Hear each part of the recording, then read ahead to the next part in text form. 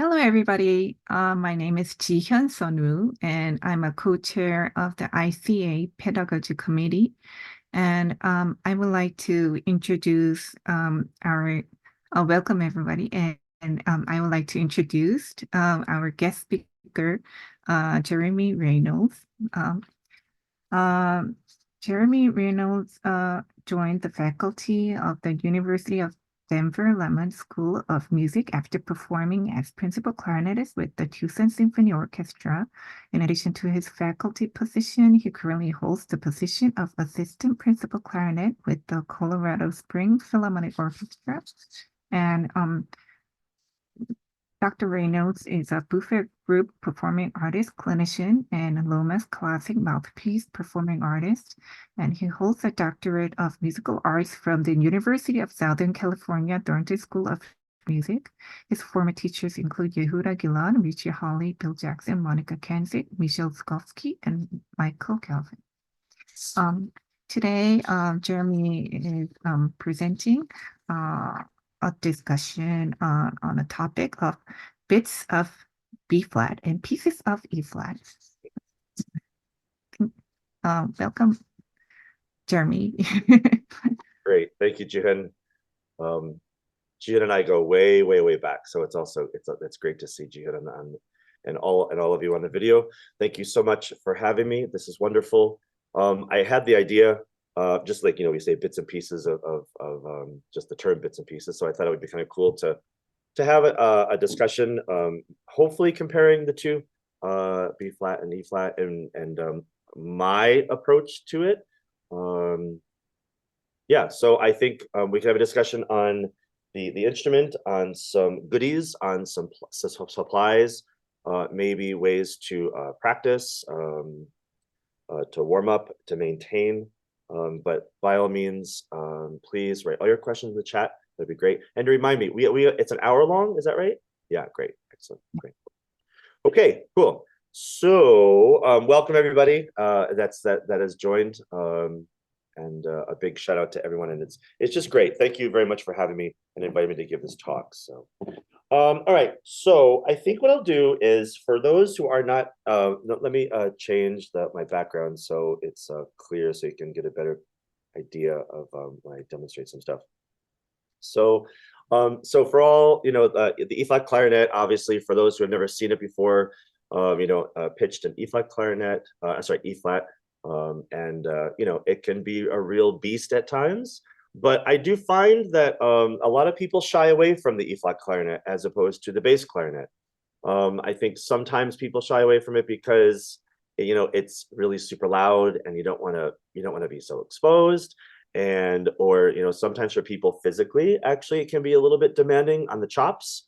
So I think that there are ways that I have worked around it, and also physically too. If you have really, really big hands, that also can be other reasons why people sort of shy away from the E-flat clarinet. So let's debunk as much as we possibly can, and let's get comfy with the E-flat, because I think that we should have an E-flat clarinet festival. Enough of these bass clarinet folks. We should have an E-flat clarinet festival. All right, cool. So I would say the first thing. So I first was introduced to the E-flat clarinet when I was a student in Aspen Festival, and Ted Owen, the former principal of Detroit Symphony, was on faculty there. I will go down and saying I think he's probably one of the best E-flat clarinet players this country has ever heard. Dynamite person and player, just gorgeous player. He had really, really thick fingers, really thick fingers. So the first thing he taught us in E-flat class is that he actually took the E-flat key off, the fork key on the left hand. He took that key off, and he plugged this up. So that was one thing that he did physically to get around, because his fingers are so thick. The other thing that I believe it was Ted that recommended this, is that sometimes if you have larger, longer fingers, that to actually put some sort of extension on the G sharp key. So I actually have a cork on my E flat here, and so therefore when you play the like when you go to the G sharp, your hand doesn't really collapse, and it actually can really help with your technique. Other than that, I would say in terms of like physical modifications of the instrument, I don't think there's much more that I have heard or have done. For those who have had a lot of experience as well on Eflat Clarinet, I would love to hear what you've done. In terms of a model, this is an RC clarinet. I started on an R13. I have found in my experience that the R13s, especially on the high register, A, B, and C right above the staff, is super duper duper sharp. So this is an art. So I started on that, and I may do, but this is an RC. I believe this instrument is Jane Carl's. I bought this from her, or from actually Monica Kenzig, who is the former E-flat clarinetist of the LA Phil. I bought this from Monica. This was Monica's backup, and but I think this is Jane Carl. So big shout out to Jane Carl, because I'm still playing on her horn. And Jane teaches at the University of Missouri in Kansas City, another dynamite player. So what I have done is that the intonation was much better. It's much better than at the time than the R13. You probably can't see it, but I don't know if the light is great, but I have put a little bit of cork, a little bit of like in the tone hole, a little bit, just to bring the pitch down a little bit. I think the beautiful thing that I have found in E flat is that when you do those modifications, I have found it doesn't affect the pitch as much on the the 12th below as it would on the B flat clarinet. That would be really a big difference. But I found on the E flat clarinet, you can kind of get away with a little bit. Okay, so in terms of my clarinet, that's the modifications that I've done. Reeds. There was one question that I had that when we were talking about preparing for this stuff, do I approach it as an E flat clarinet, or do I approach it as an extension of the B flat clarinet? And we probably could have a whole discussion on that alone. So I actually started, I was trying to think, I started taking E flat lessons when I was studying in Cincinnati. David Newman, who just retired from San Francisco Symphony, was associate principal in Cincinnati. And I can't remember if it was he that recommended playing on B flat reeds, but somebody did. So for a while, I did play on B flat reeds. And again, I don't know if he's still in making barrels, but I don't know if you can see this, but this is a Lou Gangali barrel. And let me see if I get like so what he does is that he actually makes it so that the barrel naturally goes down, so that you don't have to actually cut the end of the reed. You don't have to slice it or do all that stuff. But the barrel actually has a natural, let me see if I can get it with my bald head here. Yeah, with the curve. There we go. There's like kind of like a natural curve. And what he does is, to help out, there's a little dot right there on the top. And that's where you will put your reed, and that's where the B flat reed can sort of hang down. What I did for this, Lou Gangali, I don't even know how to, and he doesn't put his name. Oh, there it is. Gangali, I think, or maybe it's an E. He at the time was in northeastern Ohio, right outside of Cleveland. And I actually mailed my R13 at the time to him, and he took my mouthpiece at the time that I was playing, and he measured the bore of the mouthpiece and the instrument, and try to make as close as possible, right? So everything was like as seamless as possible. So I played this for a while, and then I don't know, I think it actually may have been Richie Hawley that said, you know what, it's an E flat. Sound like an E flat. Just go for it. So that's going to be like the big discussion, or the big in terms of reeds. Do you try to sound like just an extension of the B flat, or do you just go for the gusto? And I mean, I've had conductors before that just says, go for it. I've had conductors where he's told the brass players, get out of his way. However, just a sidebar, I love playing E-flat clarinet because it's the only time that you can be truly pompous and battle with the brass. So anyway, so again, that's something that you can decide as you venture into the world of E-flat clarinet, how you want to approach your sound. So what I did, I actually do play on regular traditional E-flat reeds. At high altitude here, for all of you that came to ICA last year, I do have a set of high altitude reeds and low altitude reeds, because I do travel a lot. And the only fortunate time I ever got to travel even higher was in Bogota, Colombia, which is about 9,000 or 10,000 feet. So I suspect we'll never have an ICA in Bogota. So in any case, I have a set of high altitude reeds, low altitude reeds. Up here, I play on traditional blue box threes. Now, I have found actually that, and therefore at sea level, just let me, before I take too many sidebars, at low altitude, of course, I play 3.5s. Okay. So threes at up here in Denver, 3.5s at sea level. And just I'll venture that stuff. And currently I have Bob Scott barrels. Again, I don't know if they still make these barrels, but Bob Scott barrels. The one I bought this, I already it came with one, but then I think it was a 42 millimeter, and then I bought two extra ones. So I have a 41 millimeter and a 42 millimeter. And the reason being is because the orchestras now that I play with, Colorado Symphony, I think, is officially at 441. So I'm actually playing Mahler 3 with them next week. So I may use my 41 millimeter barrel with them. But this week in my orchestra at Colorado Springs, I need my 42 millimeter barrel because we play at 440. And our awesome flute player really keeps the pitch at 440. He really does, and he's a bit of a stickler. So as an E-flat clarinet player, that's really, we have to keep the pitch down, and so it's really important. So I go back and forth between the two barrels, and I always have those on hand. So 41 millimeter and 42 millimeter. And to be perfectly honest with you, it's been such a long time since I've measured a regular stock barrel that comes with instruments. I don't know what is traditional. So maybe someone knows and they can put that in the chat for us if they know what the traditional millimeter barrel is. Okay, great. My mouthpiece, I started on a Van Doren B44. I don't know if they had a B40. I feel like I had two Van Doren mouthpieces when I first started. And I had just a good old regular Bonad inverted ligature. I've tried all sorts of different things to create the nice, dark, rich sound. I have had repair people take a B flat ligature and put cork around it, line the inside with cork to sort of, deaden and to warm the sound. So I've tried that. And then I have worked with regular Bonad ligatures.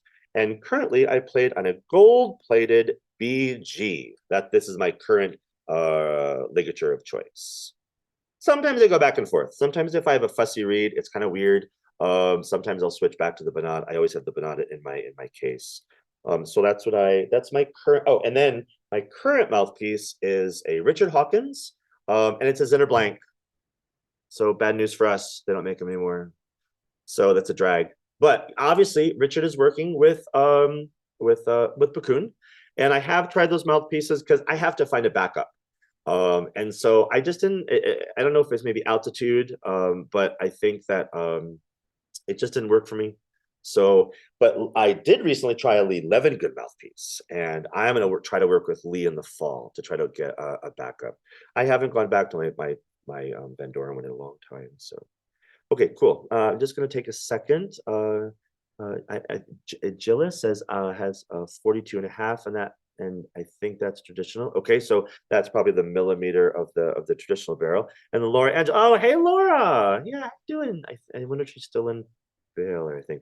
And she thinks that might be 41.5. So in the ballpark. So okay. Great. The only other thing about reeds, I want to make sure we finish that, is that I have found recently that my reeds are a little bit soft. And I'm not a huge fan of this. I go back and forth, but I always carry a Cordier reed trimmer in my case. Again, we could have a big, massive discussion about the measurements of how Van Doren, or all the reed companies probably say like the perfect where the heart should be in relation to the opening of the mouthpiece. So I have this philosophy, and this goes for B flat reeds too. If it's paper thin, if I'm not going to play it at a concert, what the hell? Trim it. Because if you're not going to play it, if it's not going to work, then and then if it works, hey, it's a win-win. But if it makes it worse, then you chuck it out anyway, because you probably would have chucked it out anyway. So you might as well do it. I really wish that Van Doren. Oh, hold on 1 second.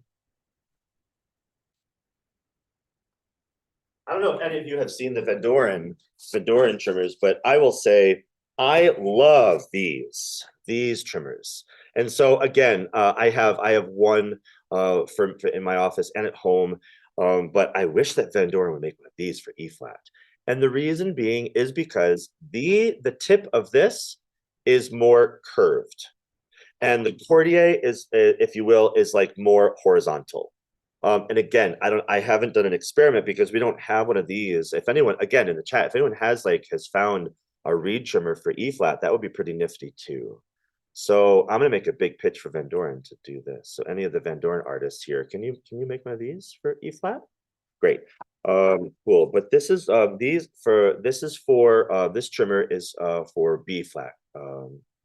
So, and again, I do the same thing for B flats. If it's a bad reed or too thin, I just trim it, because if I'm going to chuck it, I might as well try to, see if I can, get a little more depth. Okay. Great. That's it for gear. Any quick questions about gear?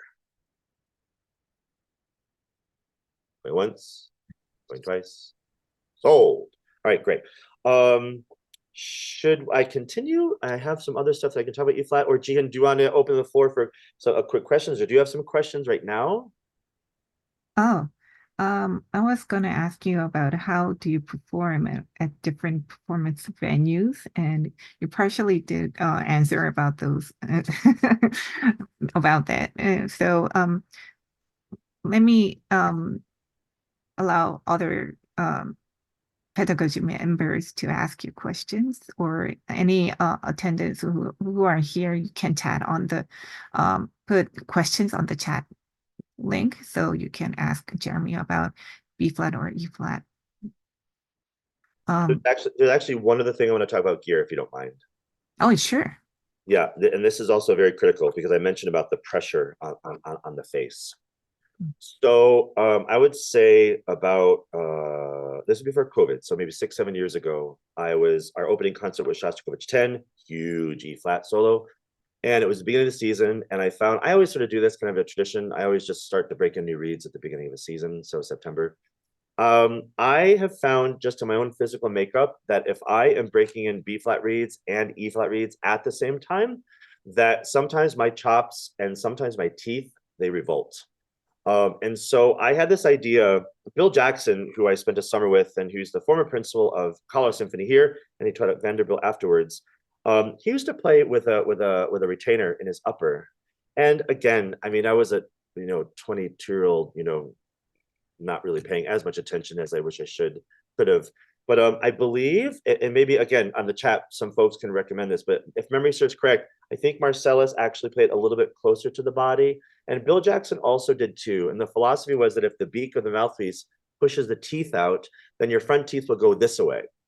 And so Bill actually played with a plate, and I wish I could share it handy. I have a picture of it in my phone, but so this one season when I was getting back to that, I was having a lot of front teeth issues. They really hurt. And also sometimes our lower lip will hurt. So I actually went to my dentist and I had a retainer made. And I actually play with this retainer now all the time. And it supports my lower teeth. And it really, I can't remember back when I was in high school, back when I had braces as a youngling. It's not going to, I don't know if it actually looks like this, but we need to make sure that a wire doesn't get in the way of the lower teeth. So it's actually 4 different clasps. Let me get my head out of the way here. So these clasps, and they buckle around like here and here, like on my teeth. And honestly, it's like my savior. I wear it all the time, and I feel a little bit more invincible with this. So again, this is something that if you really get into E flat, and if you happen to notice, don't despair. Just go to your dentist and have them make something like this. And if you want, I can take a picture of this for you, and I can send it to you all. Yeah, so this is really cool. And I play with those. I play this all the time now, like 24/7, when I teach, when I play, all the time when I practice this. So that's also, I just want to get back to what I talked about, making sure like sometimes the physicality of the instrument people sort of shy away from. So okay, that's also super important. And I'm actually going to pop that on my face right now just in case I have to play. Okay, so let me see. Joe says, please speak up the voicing of third register. Often use a variety of puffing around the lips and changing the throat position. Gilles, is this on E flat clarinet or on B flat clarinet? Third register, E flat. Okay, throat position. Great question. Okay, so once upon a time when I was studying with Monica, she told me that the E-flat clarinet is already a loud instrument. You do not need to make it any louder. Which, getting back to my comment, sometimes I like to, so I can battle with the brass. But with that said, I kind of have a philosophy of survival of the fittest with E-flat clarinet. Whatever you can do to make sure that it sounds really, really great. So actually even in my teaching with B-flat clarinet, I really don't involve the throat that much at all. The only time that I involve the throat is if you kind of hear when folks, like you're talking about, Gilles, that when you're jumping registers, that maybe the pitch is really going haywire. And I have found with my students that sometimes if they're opening the throat, then the back of the tongue will drop, and then it just gives it a whole bit of shenanigans that can just really muddy the waters, and then you end up talking about all sorts of really stuff and going on a rabbit hole that you just can't get out. So I would say if there's a possibility to just really play as if you're not really involving the throat at all, just keep natural, as if you're having a nice conversation. So I would say that if I try to alternating from high E to a B, so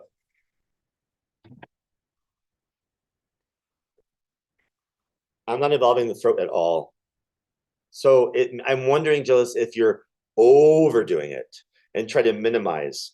With the E-flat clarinet, I really try to think in like even what's a super millimeter? I don't even know what's like a half a like super tiny increments. Okay, because the more that you do, the more that you adjust, the more variation, the more wild stuff you'll have.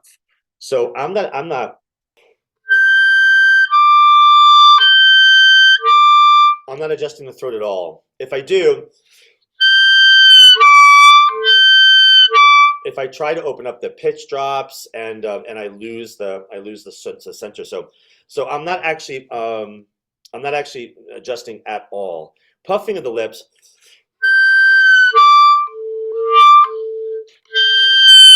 That also could get a little bit dangerous. I would say in terms of that, can you just try to keep,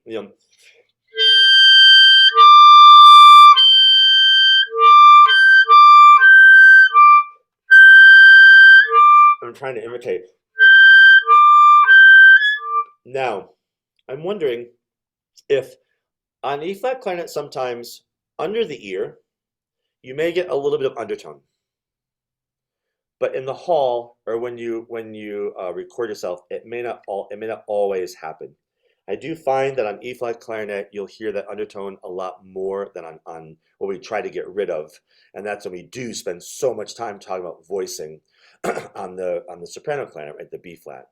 But on the E-flat clarinet, okay, I'm not gonna lie, I don't really spend a lot of time thinking about voicing like we talk about on E-flat clarinet, right? In North America, we talk about the high tongue position, more of that E, and then follow with the embouchure, and then we get the EU kind of sound or that EU kind of vowel that sometimes we'll hear with our professors or in classes and stuff like that.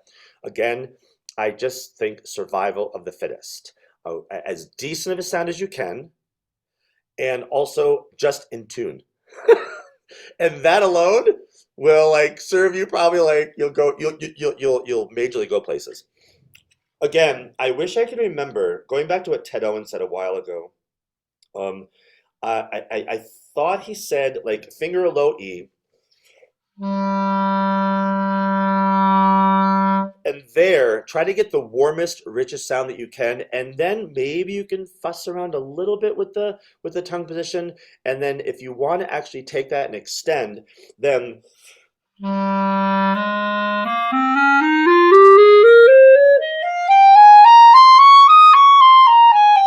and really just kind of keep that and not really adjust that much.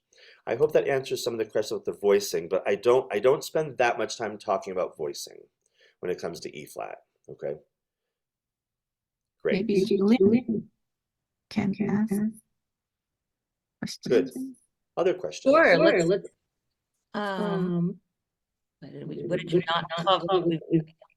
How do you pitch? Work on pitch? In ensemble. Yeah. Okay. Actually, I forgot to bring it. It's sitting on my stand at home. Oh no. Okay, so you can buy this. It's a cord, and it clips onto your instrument. So I always have that on hand, especially when I'm playing with a new orchestra. Always. And it's not that I rely on it, but it's always like a little check-in. Um, but let me even back up. The first thing I always do with every orchestra that I always play, that I guest with, I take a second to introduce myself to the piccolo player, and I always say, we are going to be out of tune. And because the E flat is a monster, I probably won't hear you. So I'm going to rely on you to tell me when we're out of tune. We'll have a little chat, and everything will be grand. And I always become BFs with them by the end of the week. So that's my first philosophy when it comes to intonation. Is I always say to the piccolo player, we are going to be out of tune. It's also kind of like the royal we when we talk about chamber music. Just take responsibility. Our intonation is never perfect. So we always strive to, be as close as possible. So that's the first thing I always do. Again, when I work on intonation, I always have that chord thing. It plugs into the tuner, and that way I can always do a quick check-in. Eventually it goes away at the end of the week, because hopefully I feel a little more comfortable with whomever I'm playing with. I do work a lot with drones.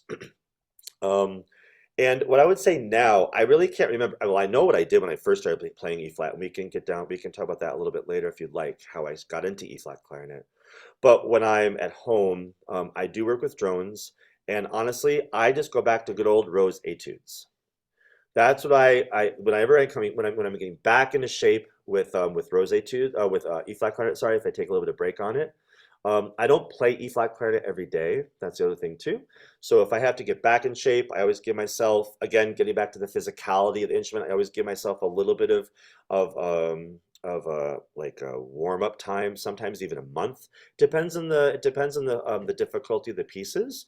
I am doing a lot more music now with my duo partner Corey Mackey, who's on a Texas Christian, and I'm playing a lot more E flat clarinet now in our little geeky clarinet trio, two clarinets and piano.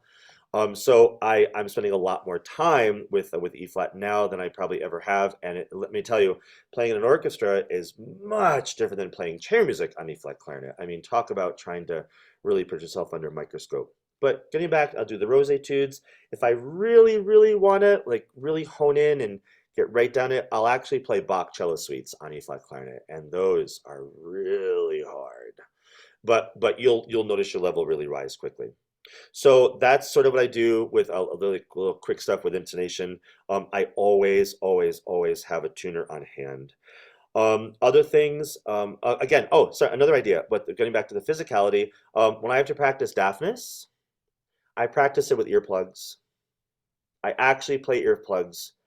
And and the reason for that is just to learn the notes. It's only for the notes. And it's just so high, it's so piercing. And I don't know why E flat clarinet is so much worse than piccolo, but it is. Maybe someone knows or did a study of why it's so much more brutal, and you can peel the paint off the walls with E flat clarinet. But I practice. I always have earplugs in my case. Then when I have to work on pitch with stuff like deafness or really super duper high stuff, of course the plugs come out because we all know how it sounds like with the reed vibrating in our head. But that's another thing about the physicality of the instrument to make sure that you don't do any kind of permanent damage. So so now getting back to intonation, I like I said, drone tuner, and just being really really open, and don't be afraid on high notes. Um, it's sort of combined with the physicality of the instrument. I always try to choose the sharpest fingerings so that I can relax here. I never want to have to feel like I have to bite to get to a pitch. So I always, and that's going to be very, very different than B flat, right? Because, for high G, for example, we've got a gazillion fingerings. I choose the sharpest fingering I can find here so I can relax. That's just what I do. I don't like to feel like I have to bite. So that's just my philosophy. Doesn't always work, but that's what I first try. So Also on the lower notes on this instrument, and again, I don't know if it's because it's getting a little older, the pitch on my on my B, my low B, and my A, it's starting to ride a little high. So I do add at any time possible, I add the E flat, the E key, or the F sharp, C sharp key to try to bring the pitch down. You know, even on A you can do that. On G sharp you can also add the left hand on here. So it really brings the pitch down. So I do a lot of this. Yeah, I do a lot of that stuff. Um, what about intonation? I'm trying to think. Oh, like I said before, I added a little bit of cork in the tone holes on these two, just for that stuff. But I think that's about it for intonation. I just want to say really quickly what helped me, if you have this possibility, is that I threw myself into E-flat clarinet. So when I was a master's student in Cincinnati, I did my undergrad in Ithaca College, and my wind ensemble director from Ithaca became the music director in Cincinnati, and he wanted me to play in the wind ensemble, and I said, great, you know, because he knew me, and I said, great, but I'm not playing wind ensemble with you until I can play E flat. So I spent 2 solid years of playing E flat clarinet and wind ensemble, and there's nothing like, you know, having to play a David Maslanka symphony on E flat, your very first concert. So I was really thrown into, I mean, I purposely threw myself into E flat because I wanted to. So that was something else that also helped me to get into the E flat world. Oh, cool. Just really quickly. So Stephen asked, which modern instrument has the best intonation? Oh my gosh. You know what? Okay, I'm not gonna lie. Sometimes I don't spend a lot of time at the conferences playing instruments. It turns out just lately, I mean, luckily, I've been playing a lot at the conferences, and so especially this past summer, which would have been really dynamite because I could have used my own setup in my own backyard. Don't have to worry about any other extra sort of shenanigans. So I've only tried the E flat, sorry, the RC, the Tosca, and the Selmer E flat, and I haven't really tested intonation, Steve. When it comes to these, it was more for intonation, but I thought that they're all really close in how they sounded to my ear at the time when you have a gazillion clarinet players playing around you. I didn't actually spend any time in a private room testing. I will have to say, I really, I mean, I like the Tosca, but I also really like the Selmer too. I loved it. And you know, I'm debating buying an E-flat clarinet, and I don't know, I'm sort of thinking about later now to increase my longevity of my face to get into more bass clarinet. So that's just what I'm thinking right now. So there's a new E-flat in my future. I will say that on the, I don't know if Selmer has more than one model, and because I haven't spent that much time with Selmer. But the one thing that was hard for me is that the E-flat key here, they raise it. So it's a little raised. So the E flat key is here and the F key is here. And it was really hard, like at the time, to get used to, you know, because you know we've all been playing, well, like you know, I mean, I've been playing this setup for what 35 years now, so I'm used to the instruments being parallel. But Selmer's, the E flat key was raised, so that was just a little bit weird. Um, Julianne says you should also say, yeah, and Yamaha too. So yeah, that's stuff that I haven't experienced, I haven't fiddled around with yet. But anyway, so sorry I can't ask that question. But yeah, I felt that the my current RC and the Tosca, which is a tad bit better probably. And this is also an older instrument, so there has been some developments, obviously, with some tone holes and undercutting, I'm sure, and stuff like that. But yeah, yeah. And Jessica said it's such a personal thing too. That's really true too. You know, I mean, again, I say whatever you can do to make this as comfortable as possible so you can play your best and feel really comfortable so you can just go for it. So my next thing is big. I have to prepare a Ravel piano concerto. So that's the big thing I'll be doing in the next couple weeks. So beautiful. Other questions? Hey, Jeremy. I I have a bad echo. Do you hear my echo? don't hear your echo. You hear mine? No, but just when other people speak. Oh, okay. Anyway, we must have missed each other in Denver. I was born and raised there. And I spent 1 year with Bill Jackson when the 1 year he was at University of Colorado.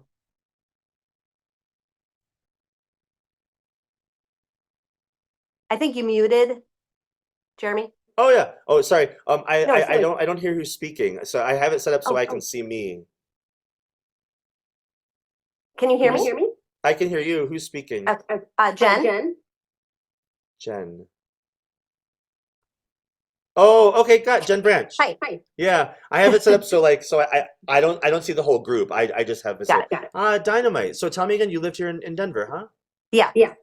Oh, Anyway, I have two questions. One came up on something you said recently, which has to do with our intonation gets sharper as we get older. I was curious about that. did I say intention gets sharper? Oh, no, that the instrument. Instrument. Not me. Well, I mean, I hope not me personally, but but this instrument, I wonder, Oh, got like it. like we talk about like instruments getting That makes blown sense. out, blown Got it. out, and then like we sort of lose that center a little bit. So this is an older instrument. I haven't actually dated it, but I think it may be from the mid to early 90s. So it is, and we Okay. don't play it as long, as much, so the E flat clarinets can last longer. But I have wondered if, because it's a slightly older instrument. My other instrument that I teach on, my regular B flat, it is so blown out. The ring finger down here, I mean, it's almost looks like a little egg. It is so, I mean, it's like 25, it's like 20 some odd years old. That the ring on my B flat on my backup, and that's what I use for outdoor concerts. So about this instrument, but yeah, so on this instrument, I've noticed that the intonation on the A and the B is getting a little bit sharper than I like. Okay. Thank you. Sometimes it works, but yeah, but I'm not so comfortable anymore. And maybe it's because I'm playing more chamber music where the piano stays.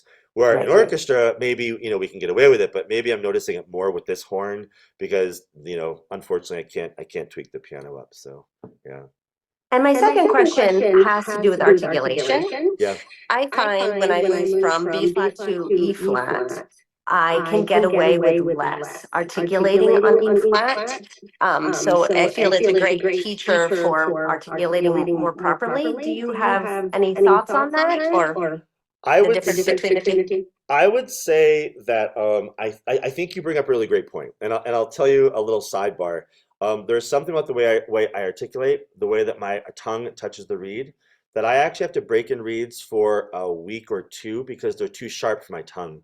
And so what you're saying about maybe the lightness of the tonguing, right, on E flat clarinet, if I don't break in my reeds, my tongue actually starts to bleed. It's pretty gross.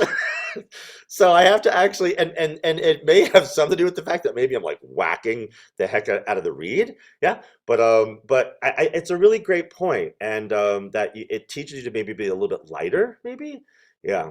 I actually, if memory serves, I went to when I went to school at USC, and maybe Jihoon can, because Jihoon and I went to school together at USC, but we had a lot of Spanish colleagues, and I could have sworn that on the east coast of Spain, I mean, it's like armies and armies and armies of clarinet, that they actually start their students, because I don't know if there's that instrument that John Denman developed. It's almost looked like an E flat clarinet, but it's pitched in B flat. I don't know if anyone would remember what that's called. I should remember because John Denman was in Tucson Symphony before I was, and he was already passed away when I arrived. But he developed Kinderclary, I think it's what it's called, and it's pitched in B flat, but it's like an E flat clarinet, so it's great for super littles, right? But in Spain, they actually start, I've heard, and Gian, maybe you can remember this, I think they start their super littles on E flat clarinet. So they're all really awesome on E flat. So I don't know. Do you remember that, Gian? Yes, I do. Was that true? Do you remember that? Oh yeah. Yeah, That's it was what I really was. it was kind of a cool thing. So to get back to your question, Jennifer, I think you're correct that it may be actually a pretty decent tool to practice the lightness of the articulation. So yeah. So the Suzuki method book one for clarinet is pending, and that is a key component is E flat. Are you writing one? Co-author. And how are you dealing with the transposition? So the piano parts have to be adjusted. Okay. Great. That's awesome. So look for that. That's cool. And then Deb Marshall. Hi, Deb. She's just up the road. She says that she wants to ask about my Bolero solo in Colorado Springs. Well, let me see. Do I have time? So I don't think so. So I might as well share this, right? Why not, right? I'm getting older, you know, it's okay to share tricks, isn't it? Okay. So for Bolero, it all depends on how soft the beginning starts, I think. I need to, is it, oh, okay, when others are speaking, got it. Okay, you hear an echo. Thanks, Julianne. Okay, so it really kind of depends on how soft I would think the conductor wants it, and just how soft the ambiance is around you. So for I guess Deb, I forgot that Deb was in the orchestra, so when we played it. So what I do is this. And what it does is so you have to adjust it so that the tone hole you cover you cover half the tone hole with the paper, and then when you play it, you don't touch the register key. So in the very beginning, you can't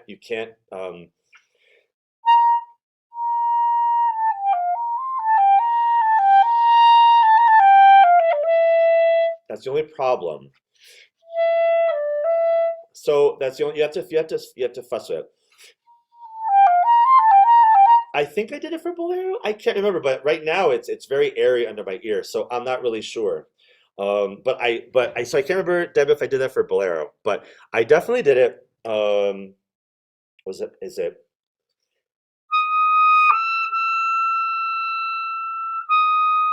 I would say the three scariest notes in all of Mahler. That's the solo.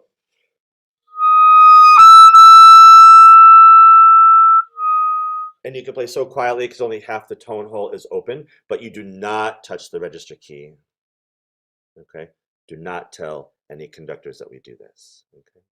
This is between us, me, and you. Got it? And all of our world. Great. So Deb, I think I don't know. I just try to play.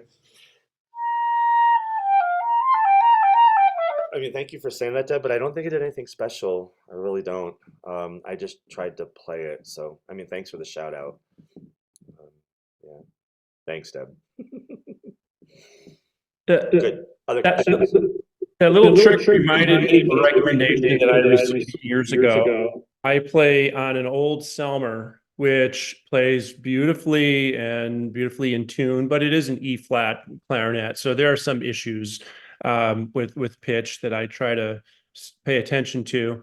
The modifications with the cork are things that I have, and it helps bring the 12ths relatively close. And then the issues with voicing, like you, I don't really do a whole lot, but there are the struggles with register shifts and things like that. But the recommendation that I received was to take the register key off and take a pin, cut off the point of the pin, and put it right in the exact middle of the pad and put it back on. So I've done that. I think it's helped, but I don't know because I haven't really compared it. It's been so long, I don't remember what it was like before. Have you ever heard of anything like that? Yes. How that works? Yes, we have a repair person here, David Saul is his name, and he may have even done a talk last year at our ICA last summer. He does that, and I mean, I don't know. I mean, I think that probably the if you can imagine it, that here's there's the air is coming out of the tone hole like so for everybody if you can't. So basically, there would be like I don't have I don't know if you would be able to see it anyway on the screen. So yeah, so what George is talking about is that like so in the pad, I think, right, and George, you can actually confirm in the pad, you take a pin. It's almost like a needle. You cut in half and then you stick it right in the middle of the pad, and it will go. George, does yours go into the tone hole? Your pin? It goes about halfway into the tone hole. I'm missing. I did it myself, so it was a very amateur job. Okay, so yeah, so basically, I think the concept, right, would be like that the pin is splitting the air, and I mean some repair people, sometimes do that with just with the pad. So I don't know. I mean, I don't know if you can actually see this, but like, oh, you can't see. It's not the best. So my pad is like it's sort of baffled a little bit, and some repair people also feel like that also can help with the air coming out of the tone hole.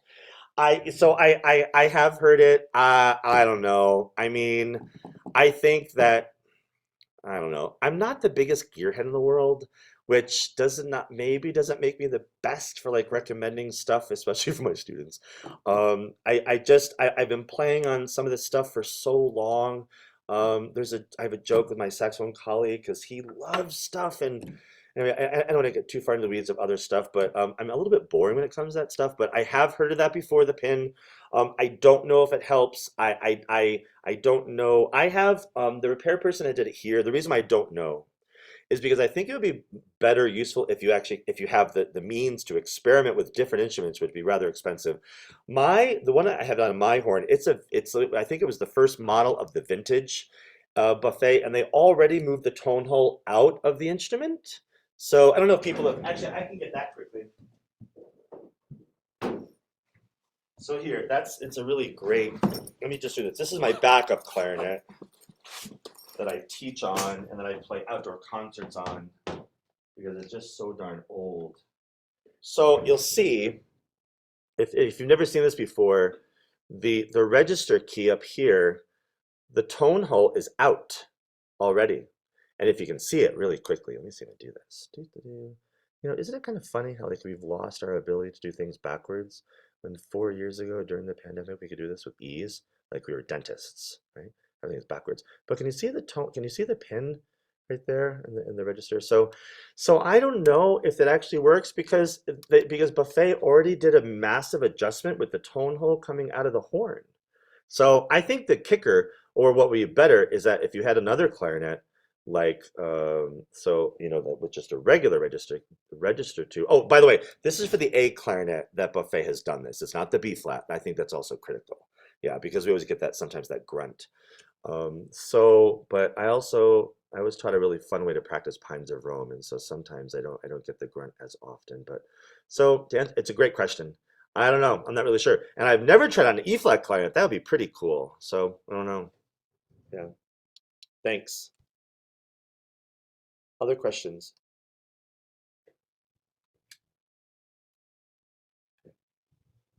I'm sure, this was a questions that one of the questions that we prepared. Oh, what are the biggest similarities between B flat and E flat, or the differences? Like, what would you say? I was just gonna make a snarky comment that the fingerings are the same. But that's only because I'm almost fully caffeinated at this point. Similarities. When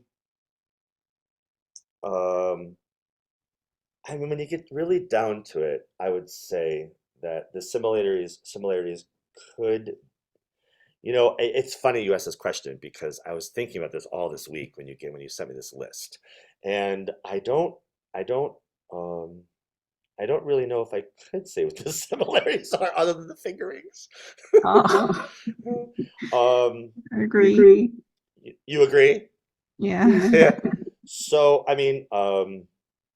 I would say probably the similarities could possibly be if you want to sound like a B flat, then you will try to choose airstreams appropriately to try to get that darker sound, that warmer sound, and you would somehow try to manipulate in that regard. But I really treat it as a separate instrument. I don't play a ton of bass. I do when I have to, but I haven't specialized on it. So in terms of similarities, I'm sorry I don't have a nifty answer, to be honest with you.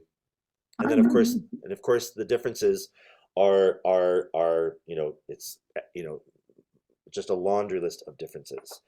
I do think that to try to find a really nice answer for the differences. I mean, the biggest is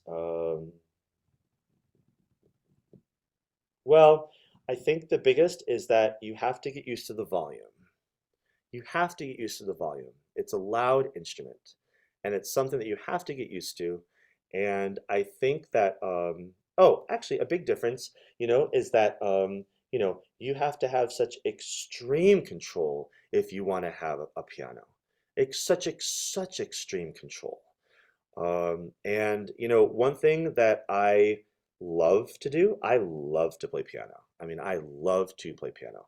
I think if anyone has ever heard me play, I really hate talking about myself. I can't stand it. But if anyone has heard me play, you'll know that I love to play piano. No ifs, ands, or buts. I really push myself to play piano. I work a lot with the tuner when I play piano. And I do think that it has helped me a little bit to transfer over to E-flat clarinet.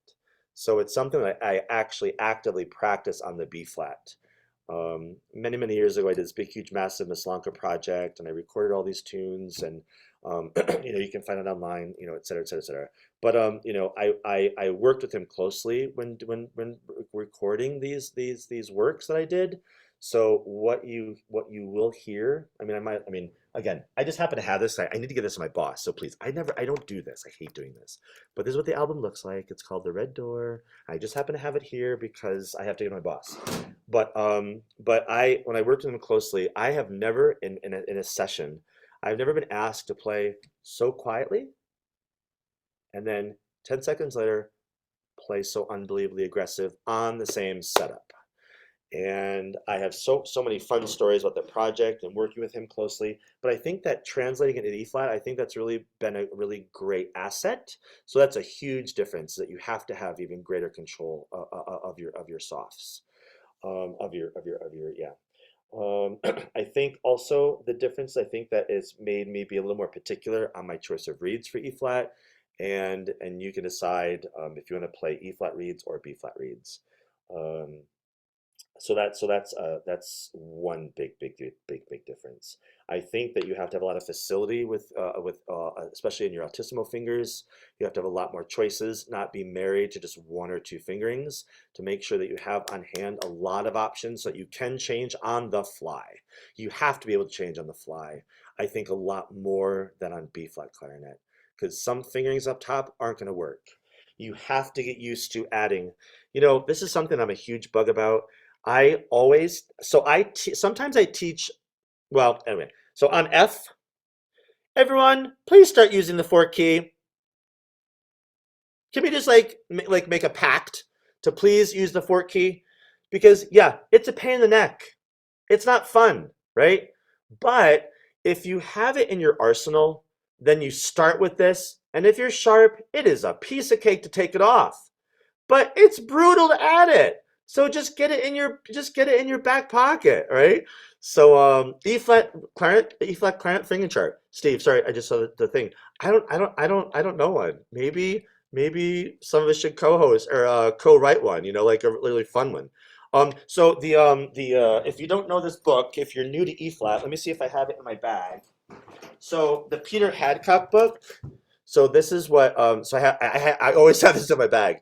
There is a fingering chart that he recommends in the middle of the book, and it's really cool. It's foolproof. So just a little bit, it's great fingering charts. And so on the top here, he has like a number, and that corresponds to where he marks it in the part. But you can see it's really nice for students, The one thing that I love about the Korean clarinet pedagogy is that and Jian can recommend this, I had a Korean student ages ago, is that everyone knows their fingerings by numbers. We don't have like a gazillion fingering charts. Is that correct, Jian? Numbers? Every key is a number? Yeah. Yeah. The whole country knows this. It's just unified. It's dynamite. And I wish, every book that we have, there's a different version of a fingering chart, and it's sometimes just super duper confusing, right? Let's just standardize it like Korea does. I love that. In any case, so Steve, I would say this is a great resource for just just for fingerings. And it just happens a lot of fingerings you'll learn will translate into other rep. Okay. Cool. that answer that question about something differences and similarities? So yeah. We have 4 minutes left. Do you like how would you like if it's like more with before we have to finish? I don't remember any jokes. Anyone have any jokes? I'm awful. Speaking of Bill Jackson, he always knew. Oh no, not Bill Jackson. What's his face that did Repair in Columbus, Ohio? He always had the best jokes. I think he's retired now, but I forget his name. I don't really have much more to add. I mean, I tend to speak fast. I am from New York, so sometimes I do tend to speak a little fast, and I'm caffeinated, so it's kind of a double whammy. I've gone over a lot of stuff. I think that I just embrace the instrument with open arms. I mean, it is a bear. Oh, Tim Clark, that's him, Tim Clark. Yeah. In Columbus, Ohio. I think he's now retired, but in any case, I think that I think a good thing to do, no matter what the quality of the instrument is, do yourself a big favor and really just buy a good mouthpiece. Just get a new mouthpiece, like good mouthpiece. And it's probably the case of bass clarinet too, right? The auxiliaries, and probably the same for basset horn and all of them, right? Then if you're first starting, and then I would say if you have the resource, try to get a better instrument, a quality instrument, because you probably will drive yourself mad with the intonation. So you could do yourself a big favor as well and make sure that that you have once you have a good mouthpiece that you like, that you find. So I think that would be it. And you know what? Just go for it. I mean, it's great. Yeah, exactly. Go to ClarinetFest, meet folks. Go try stuff. I would say probably when you do try some stuff, maybe try to find a softer corner so you have a better idea. So this is great. Yeah, but it's super fun, and you can be a total egomaniac on E-flat clarinet, and I just think that's super cool. You can battle with the trumpet players. Thank you so much, Jeremy. You were like awesome, and thank you for all this like information and about, and even your playing was so cool. Oh, I appreciate it. Yeah, this has been great. This has been absolutely awesome. Again, thank you so much for having me. It was really just dynamite, and I can't wait to see all of you. Hopefully, you're going to be at ICA in Dublin this summer. And I'm just going to say it. I think we should have an E-flat clarinet festival. I think we should push aside those low folks. No, they're wonderful people. They're all really, really great people. But we would have to make sure we all get earplugs if we do it at an E-flat festival. So great. Everyone have a wonderful, be safe. Have a really great weekend. Stay healthy. And hopefully we'll see a lot of you in Dublin this summer. Thank you. Thank you so much. Thank you. Take care.